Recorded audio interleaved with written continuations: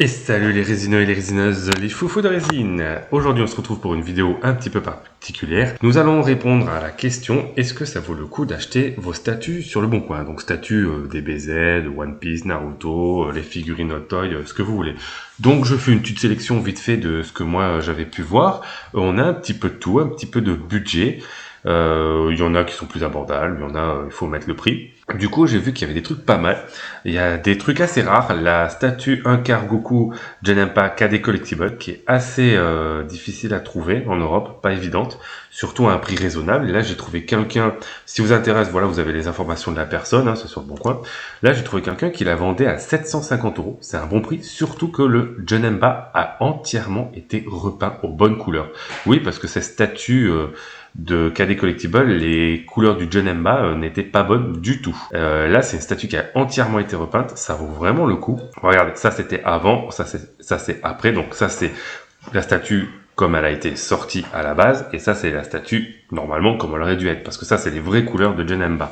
Donc ça a été repeint par un professionnel. J'ai trouvé cette petite statue de Goku Super Saiyan jaune, Infinity Studio, qui sont des belles statues. On les a aux alentours de 700 €, mais il y a toujours possibilité de négocier. Plutôt cool, c'est des grandes statues, hein, bien sûr. Elle est plutôt cool, ouais. C'est juste les flammes ici que j'aime pas trop à l'arrière, mais ça fait une belle statue. On trouve du KD Collectible, donc la Vegeta qui est bradée, hein, parce qu'une Vegeta de KD à 700 balles c'est bradé, hein, parce que je pense on était à plus de 1000 € hein, avec les frais de port et tout, hein, sur le site de KD Collectible. Chez Kayoland, le Vegeta on était à aux alentours de 900 et quelques, et en général elles sont en bon état. Certaines il y a de la casse, d'autres il y a pas de casse. Celle-là qui est très difficile à trouver, la Senseiya Aldebarang du Taureau en version exclusive, mais c'est pas la version CPS, c'est la première version qui est très difficile à trouver. Donc là, par contre, il faudra mettre le prix, hein, parce que bah, c'est normal. Hein, elle est vraiment très compliquée à trouver. Nous avons des raretés aussi, pas évidentes à trouver. On peut la trouver facilement sur eBay, mais ça coûterait une fortune, hein, surtout avec les frais de port et tout. Là, elle vaut le coup. Donc elle est un petit peu cassée au niveau du doigt de la main.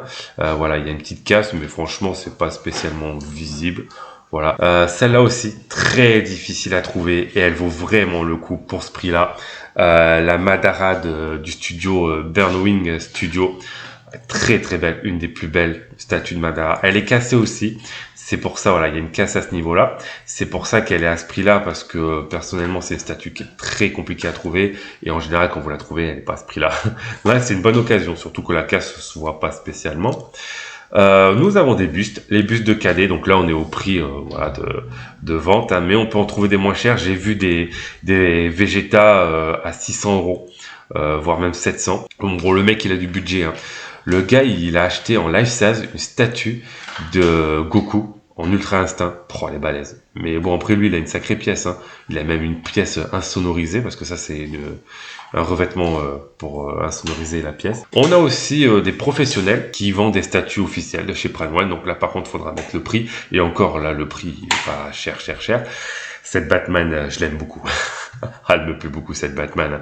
La Fastbox, hein, le Joker... contre Batman vs Joker de Fastbox. Elle est version Deluxe là en plus, elle est superbe. Très très belle statue, mais vous voyez les dimensions, il faut de la place. KD Collectible, voilà, encore du buste. On trouve des bustes de végétaux qui est pas évident à trouver, surtout à un prix abordable. Là, on est sur le prix de vente de KD, hein, donc bon. On trouve du Predator, pas évident. Le Big Game, très compliqué à trouver, tout sur le bon coin.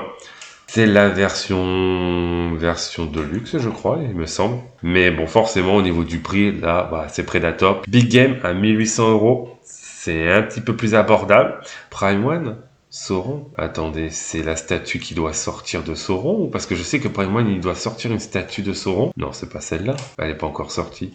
Hein, je sais pas, tiens, faudra que je regarde. Et on finira la Tenchian, celle-là. Elle me plaisait bien cette Tenchian, mais au final je suis content de pas l'avoir pris parce que l'effet de lumière qu'ils ont voulu faire dans les nuages, je suis pas terrible. Je l'avais déjà présenté en vidéo. Ça c'est la version de luxe. Donc est-ce que ça vaut le coup d'acheter vos statues sur le Bon Coin. Écoutez, moi, toutes mes statues que j'ai et mes figurines, je les ai achetées sur le Bon Coin. Sans casse, oui, ça vaut le coup parce qu'il y a vraiment la possibilité de négocier et de gagner 50 voire même 100 euros. Moi, j'ai déjà réussi à gagner 100 euros sur certaines statues, notamment ma Broly. Ça vaut le coup d'acheter les statues sur le Bon Coin. Pour ma part, pas mécontent. C'est tout pour moi et on se retrouvera dans une prochaine vidéo. Salut!